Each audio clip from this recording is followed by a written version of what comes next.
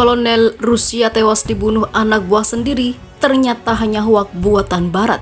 Pasukan Zelensky bisanya hanya bikin fitnah.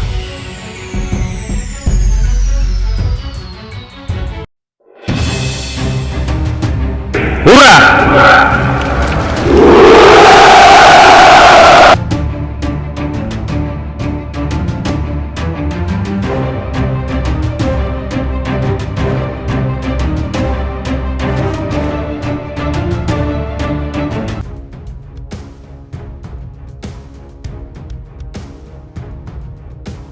Pernyataan seorang pejabat negara barat yang menyebut komandan militer Rusia tewas dibunuh anak buahnya sendiri ternyata masih belum bisa dipastikan kebenarannya.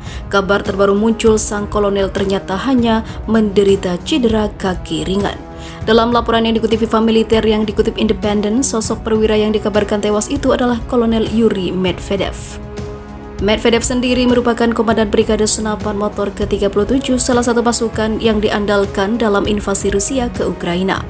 Viva Militer melaporkan dalam berita sebelumnya Medvedev tewas akibat ditabrak dan dilindas yang dikendarai oleh anak buahnya sendiri. Kabar tersebut ternyata sengaja disebar oleh seorang pejabat negara barat yang namanya dirahasiakan.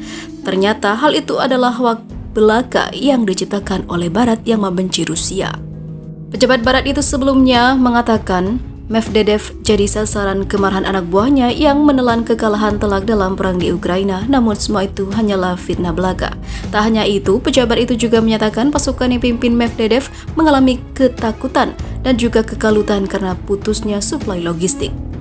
Kami yakin dia dibunuh oleh pasukannya sendiri dengan sengaja. Kami juga yakin bahwa dia telah diperlakukan tak baik oleh pasukannya sendiri, katanya. Siapa sangka ternyata pernyataan itu tidak benar. Pejabat Barat itu belum sepenuhnya benar, sebab muncul informasi baru bahwa Kolonel Medvedev hanya mengalami cedera ringan di bagian kaki dan telah dibawa ke Belarusia. Yang membuat kabar ini semakin simpang siur adalah Medvedev juga disebut menduduki jabatan sebagai Komandan Brigade Senapan Motor ke-37 Angkatan Bersenjata Rusia.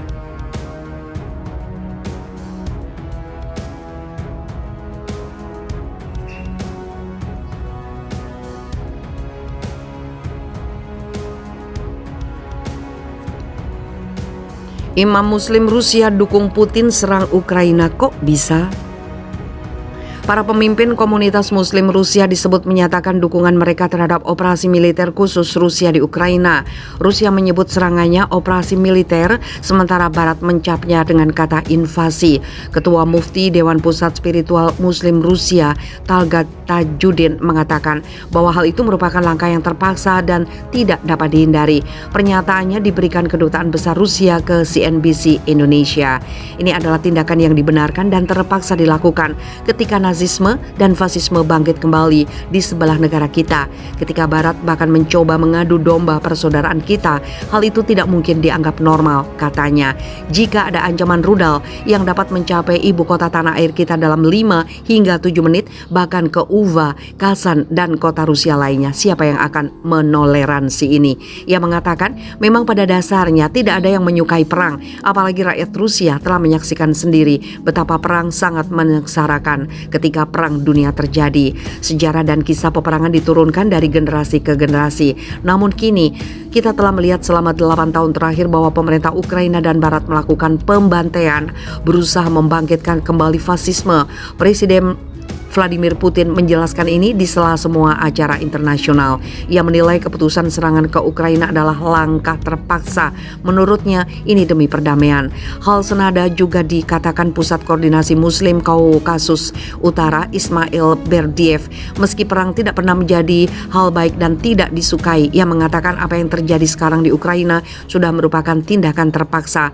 Kami berdoa agar prajurit kita kembali ke rumahnya masing-masing dengan selamat. Kami berdoa kepada Yang Maha Kuasa supaya pihak Ukraina meletakkan senjatanya, dengan demikian muncul perdamaian, kata Mufti Berdiev. Sementara itu, Kepala Majelis Spiritual Muslim Rusia Albir Karganov menuturkan pihaknya sebenarnya berempati kepada rakyat Ukraina. Ia mengaku memahami bahwa sekarang adalah waktu yang sangat sulit bagi mereka. Namun kita tidak bisa melupakan kekejaman apa yang dilakukan di sana oleh kaum ultranasionalis, misalnya membakar orang hidup-hidup di Odessa. Ujarnya merujuk salah satu wilayah Ukraina Ukraina di mana terdapat kebudayaan Muslim. Kami tidak ingin hal semacam itu terjadi di Rusia, tapi sebenarnya ada upaya untuk melakukan itu. Persiapan telah berlangsung, Ukraina telah dipersiapkan sebagai batu loncatan untuk menyerang negara kami. Rusia sendiri menyerang Ukraina sejak 24 Februari, namun hingga kini Rusia belum mampu menguasai ibu kota Kiev.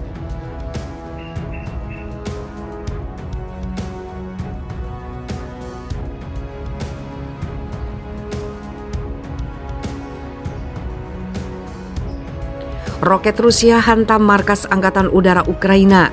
Pusat Komando Angkatan Udara Militer Ukraina di kota Vinnytsia dihantam rudal Rusia pada Jumat 25 Maret. Belum diketahui pasti soal korban akibat serangan tersebut. Mengutip AFP, rudal menghantam bangunan hingga terjadi kerusakan serius. Hari ini sekitar 16.30 waktu setempat, Rusia melancarkan serangan rudal ke wilayah Komando Angkatan Udara di Vinnytsia, mengutip pernyataan militer Ukraina seperti diberitakan AFP. Rudal dari Rusia tidak hanya menghantam satu, tapi beberapa bangunan di kawasan markas Komando Angkatan Udara Ukraina. Beberapa bangunan mengalami kerusakan serius. Mengutip pernyataan militer Ukraina, Rusia juga baru saja melancarkan serangan ke fasilitas kesehatan di Kharkiv. Setidaknya 4 warga sipil tewas dan lainnya luka-luka. Pagi kemarin Jumat, bombardir fasilitas sipil menggunakan roket, 7 warga terluka, 4 di antaranya meninggal dunia, kata seorang polisi Ukraina. Wali kota Kharkov, Ihor Tarikov, mengutuk penyerangan Rusia terhadap kawasan warga sipil. Bahkan ada sekolah yang turut menjadi sasaran militer Rusia. Para kriminal ini membombardir wilayah pemukiman dan infrastruktur seperti sekolah, kata Tarikov.